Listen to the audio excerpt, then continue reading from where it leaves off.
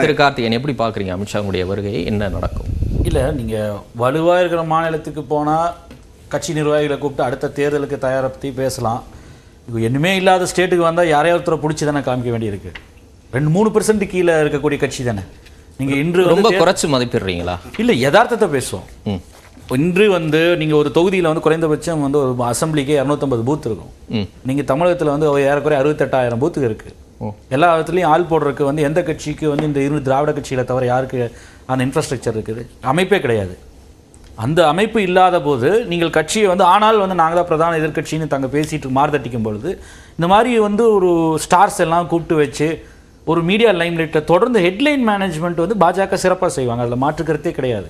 அதற்கான ஒரு யுக்தி தான் இது. நீங்கள் சுரேஷ் கோபியை கூப்பிட்டாங்க, இப்போ சுதீப்பை கூப்பிட்டாங்கன்னு ஒரு சொன்ன போல எல்லாத்தையும் கூப்பிட்டுக்குங்க. அதில் எங்காவது ஓட்டா மாறி இருக்கா? எங்காவது ஏன் நீங்கள் இப்போ போன ஆந்திராவில் இருக்கக்கூடிய சிரஞ்சீவியை கட்சி ஆரம்பிச்சு கடைசியில் என்னாச்சு? காங்கிரஸில் சேர்ந்துட்டாரு. நீங்கள் இதெல்லாம் இந்த ஸ்டார் வேல்யூ வேற. மக்கள் யதார்த்தத்தை புரிஞ்சுக்கிட்டவங்க, அவங்களுக்கு ஓட்டு எப்படி போடணும்னு தெரியும்.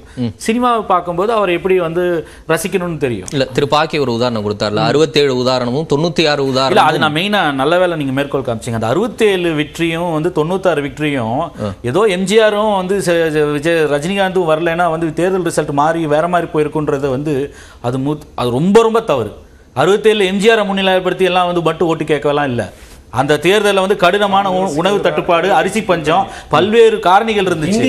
ஒரு ஹிந்தி எதிர்ப்பு, ஸ்ட்ராங்கான காங்கிரஸ் கவர்மெண்ட் மேல இருந்துச்சு. வெறும் எம்ஜிஆரை பத்தி பேசுறதுன்றது கம்ப்ளீட்டா மக்களோட ஜட்மெண்ட்டை அதை பிலிட்டில் பண்றது. அது கட்ட மக்களோட எண்ண ஓட்டத்தையும் சரி, அவங்களோட தீர்ப்பையும் சரி, அதை கொச்சைப்படுத்துறது. அது ஒரு சினிமாக்காரர்னு பார்த்துலாம் ஓட்டெல்லாம் போடல. எம்ஜிஆரும் எம்ஜிஆருக்கு அந்த ஸ்டார்டம் கிடைச்சதே அவர் பேசிய கொள்கை, அவரை கட்சிகள் முன்னிலைப்படுத்துறது தான். ரஜினிகாந்த் பதிவு செய்யற ஒண்ணு இல்ல. நீங்க சொல்லி அனுமதி கொடுத்தாதான் சொல்லுங்க. 67 தேர்தல் நான் கண்ணால பார்த்திருக்கேன். எம்ஜிஆர் குண்டடிப்பட்ட போஸ்டர் எல்லா இடத்துலயும் நான் கண்ணால பார்த்திருக்கேன். மீனம்பாக்கம் ஏர்போர்ட்டுக்கு பக்கத்திலே நான் கண்ணால் பார்த்திருக்கேன். அதனால அது நான் அரிசி தட்டுப்பாடு, இந்திய எதிர்ப்பு, கூட்டணி பலம் சாதாரணமாக எதையுமே இக்னோர் பண்ணாதீங்க. மாற்று தரப்பினர்கள் ஒண்ணா சேர்த்து ஒரே ஒரு பல்வேறு காரணங்கள் இருக்கு. நீங்க இல்ல நீங்க சொல்ற பாயிண்ட் ஒரே இல்ல எல்லா விஷயத்தையும் நிறைவு செஞ்சிருங்க. நான் என்ன சொல்றேன்னா, நடிகர்களை பயன்படுத்துவதில் என்ன தவறு என்கிற தவறு சொல்லலையே. இன்னும் சொல்ல அண்ணா சொன்னார், சுதீப்ப கூப்பிடுறது சுரேஷ் கோபி பேசுறதோ அண்ணாவே சொன்னாரு. நான் பேசுறத தம்பி எம்ஜிஆர் முகத்தை காட்டணும் சொல்லிருக்காரு. யாரு தவறுன்னு சொல்லவே கிடையாது. எம்ஜிஆரை திமுக பயன்படுத்து, அண்ணா பயன்படுத்தினான்றது உண்மைதான்.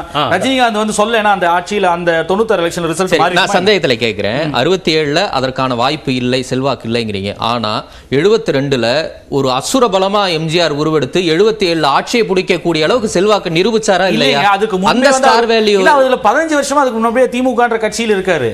நீங்க ஒரு மக்களோட எண்ணம் இருக்கு இல்லையா, அதை சும்மா ஒரே ஒரு ஃபேக்டர்ல ரெடியூஸ் பண்ண. சரி, தமிழ்நாட்டுக்கு சொல்றீங்க. நான் ஆந்திரா கேட்கிறேன். என்டி ராமாராவ் கட்சி ஆரம்பிச்சு 10 மாசம் யாரும் இல்லைன்னு மறுக்கலைங்க. இப்ப நீங்க ஒரு கடும் அதிருப்தி இருக்கக்கூடிய கட்சிகள் மீது இருக்கும் பொழுது நீங்க புதிதாக ஒரு பாப்புலரான ஒரு ஸ்டாரை மக்களுக்கு ஒரு மாற்றத்தை அவருக்கு ப்ராமிஸ் பண்ணி வரும் பொழுது அதற்கான ஒரு கொள்கையும் சரி திட்டங்களையும் வகுக்கும் போது அது யாரா இருந்தாலும் ஏத்துப்பாங்க. அதுக்கு அரசு ஒரு சினிமா நட்சத்திரமா இருக்கும் பொழுது அது ஒரு வேல்யூ எடிஷன். அது எளிதாக அவங்கள்ட்ட ரீச் பண்ண முடியும். அதனால தானே பல அரசியல்வாதி பல சினிமா நட்சத்திரங்களுக்கு இன்னைக்கு ஆசை வர்றதுக்கான காரணமே அதுதானே. அந்த நீங்க சொன்ன முன்னுதாரணங்கள் தான். அதற்காக நீங்க மக்கள் பல்வேறு வேறு காரணங்கள், முக்கியமான காரணங்களுக்காக வாக்களிக்கும் பொழுது அதை ஒரு சினிமா நட்சத்திரத்தோடைய தாக்கம் தான் அப்படின்னு சுருக்கிறது ரொம்ப தவறு. அதை தான் நான் சொல்ல வர்றேன். நீங்க இது ஏன் பிஜேபி தொடர்ந்து இது கையில் எடுக்குதுன்னா, நீங்க வேற என்ன காமிக்கிறதுக்கு என்ன இருக்கு? நீங்க அவங்களோட சாதனைகளை பத்தி பேசுவார் நாளைக்கு அப்படின்னு சொல்றீங்க. ஏன் கர்நாடகாவில் பேசல? நீங்க எதை முன்னிலைப்படுத்துறீங்க? அவரே ஒரு வார்த்தையை ஒத்துக்கிட்டார் இல்லையா? ஆமா, ஹிஜாப், ஹலால் இதெல்லாம் எங்கெல்லாம் இது பிரச்சனை. அடிப்படையில் பிரச்சனை என்னன்னா, ஒரு களத்தை சும்மா அசஸ் பண்ண வர்றாரு. நீங்க தமிழகத்தில் அவர் சந்திக்க போறதுனாலயோ இல்ல கூட்டணி கட்சிகளை சந்திக்கிறதுனாலயோ ஒரு முன்னேற்றம் வரப்போறது கிடையாது. அவருக்கு கலை யதார்த்தம் தெரியும். தமிழகம் போன்ற மாநிலத்தில் அவருக்கு பெரிய அளவுக்கு ஒன்னு எடுபட போறது இல்லைன்றது தெரியும். தென் மாநிலங்களிலேயே கிடையாது. அவர்களுக்கு தேசிய அளவில் இப்போ ஒரு 6 மாதத்துக்கு முன்பு நம்ம பேசிட்டு இருந்தோம்னா, இது போன்ற தேசிய அளவில் ஒரு ஒற்றை கூட்டணி காங்கிரஸை உள்ளடக்கிய ஒரு பெரிய கூட்டணி, அதில் மம்தா பானர்ஜி, அரவிந்த் கெஜ்ரிவால், அப்புறம் நிதிஷ்குமார் இவர்கள் எல்லோரும் உள்ளடக்கிய ஒரு பெரிய கூட்டணி அமைவதற்கான வாய்ப்பை எல்லாரும் சொல்லியிருந்தா சிரிச்சிருப்பாங்க. ஏன்னா அவர்கள் சந்திக்க கூட மாட்டாங்கன்னு சொன்னாங்க. இன்று மம்தா பானர்ஜி பட்னாவில் ஜூன் 12 வைக்க வேண்டும், ஒரு டோட்டல் ரெவல்யூஷன் ஜேபி செய்தது போல பட்னாவில் இருந்து ஆரம்பிக்கணும்னு அவர் நாள் குறிக்கிறாங்க. நீங்கள் இந்த டெல்லி ஆர்டினன்ஸை வீழ்த்துவது மக்களுக்கு அடுத்த வருடம் வந்து மோடி திரும்ப வரமாட்டார் என்ற எண்ணத்தை கொடுக்கும்னு அரவிந்த் கெஜ்ரிவால் பேசுறாரு. அவர்களுக்கு சுயநல கணக்கு இருக்கு, அதையெல்லாம் தாண்டி வந்து இல்லை எல்லோருமே நெகோசியேஷன் டேபிளுக்கு வந்து உட்கார்ந்து இருக்காங்க. அவர்கள் நீங்க இப்போ இருக்கக்கூடிய கூட்டணி தேசிய அளவில் என்ன கூட்டணி இருக்கு பாஜகவுக்கு? இப்போ ஏற்கனவே கலட்டி விட்ட சிரோன்மணி அகாலிதள் அவர்களே வெளியே போனாங்க அந்த விவசாயிகள் ப்ரொடெஸ்ட்ல, அவர்களை மீண்டும் சேர்த்துக்கிறீங்க.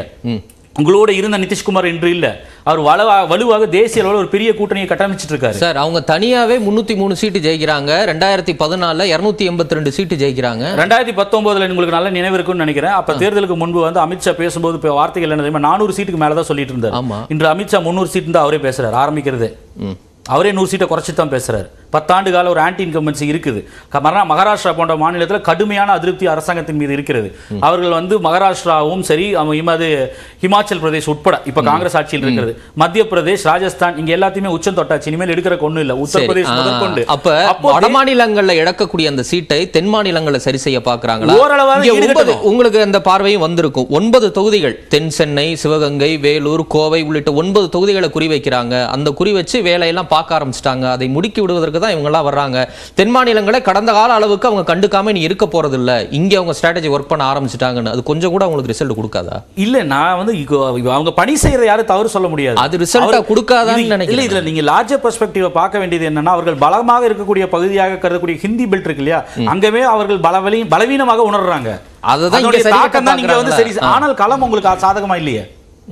வேலூர்ல பேசுறீங்க, கோயம்புத்தூர் பேசுறீங்க, திருப்பூரோ இல்ல ராமநாதபுரம், விருதுநகர், பல்வேறு இடங்கள்ல பேசுறீங்க. நீங்க தென்சென்னைக்கு உள்ளடக்கிய ஒரு பகுதியில் ஒரு கவுன்சில் சீட்டு ஜெயிச்சதுனால இங்க இருக்கக்கூடிய உங்களுக்கு கட்சி அமைப்பு அதிமுகவை இங்க நிக்கிறதுக்கு தயங்குது. சென்னை போன்ற முக்கியமான பகுதியில் கூட்டணி கட்சிக்கு சீட்டை கொடுத்துட்டு அவர் வெளியில போய் நிக்கிறாங்க. அவங்க நீங்க அந்த கட்சியை நம்பி வந்து நீங்க தென் சென்னையில வந்து களமிறங்க போறீங்களா? இது வந்து ஒரு சட்டமன்ற தொகுதியோ இல்ல ஒரே ஒரு கவுன்சிலர் தொகுதிக்கான எலெக்ஷன் கிடையாது. இது வந்து 6 தொகுதிகளை உள்ளடக்கியது. குறைந்தது 3 லட்சம் பேர் இல்ல 4 லட்சம் பேர் வாக்களிக்கணும். அப்ப அது போன்ற ஒரு இடத்துல வந்து உங்களுக்கு ஒரு பெரிய இன்ஃப்ராஸ்ட்ரக்சர் கட்சி அமைப்பு ரீதியாக தேவை. அதெல்லாம் சும்மா வந்து நீங்க வந்து ஒரு மீடியா மேனேஜ்மெண்ட் பண்ணுவதனால, ஊடகங்களை வந்து கையில் வைத்துக் கொள்வதனாலோ இல்ல சமூக ஊடகங்கள்ல வந்து வார் ரூம் வைத்து உங்களை ஒரு பிம்பத்தை கட்டமைக்கிறதுனால ஜெயிக்க முடியாது. வலுவாக உங்களுக்கு கட்சி கட்டமைப்பு தேவை. அதே மட்டும் இல்ல, நீங்க வந்து கடந்த 10 ஆண்டுகள்ல வந்து எந்த அளவிற்கு வந்து பாஜக செல்வாக்கு ஓங்கி இருக்கிறதா, தமிழகத்தில் குறைந்திருக்கிறதான்னு கேளுங்க. நீ கட்சி வளர்ந்திருக்கு. உங்களுக்கு நினைவு இருக்கும், திமுகவுடைய பொதுச் செயலாளர் துரைமுருகன் ஒரு இடத்துல பேசி இருந்தார். பாஜக ராட்சசன் போல வளர்ந்து கொண்டு இருக்கிறது, பார்த்து சூதானமா இருக்கணும் அப்படிங்கிற மாதிரி அவர் கருத்து சொன்னாரா இல்லையா? அது தெரியும். இல்ல, அந்த அவர் சொன்ன கருத்துக்கு திமுக சார்பாக பேசுறவங்க பதில் சொல்லுவாங்க.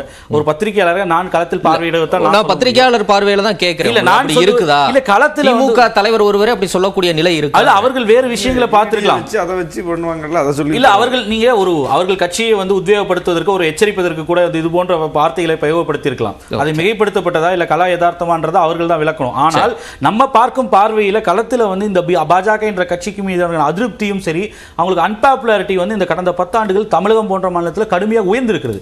நீங்க 10 வருஷத்துக்கு முன்னாடி நீட்டோ இல்ல மாநில உரிமை பிரச்சனைகள் மீது வந்து விமர்சனம் வந்து மோடி அவர்கள் மீதோ பாஜக மீதோ கிடையாது. 10 வருஷத்துக்கு முன்னாடி வெறும் இந்துத்துவம் என்ற பிரச்சனை மட்டுமே பேசப்பட்டது. பாபரி மஸ்ஜித் மட்டுமே அவர்களுக்கான முக்கியமான பிரச்சனையாக தமிழகத்தில் பார்க்கப்பட்டது.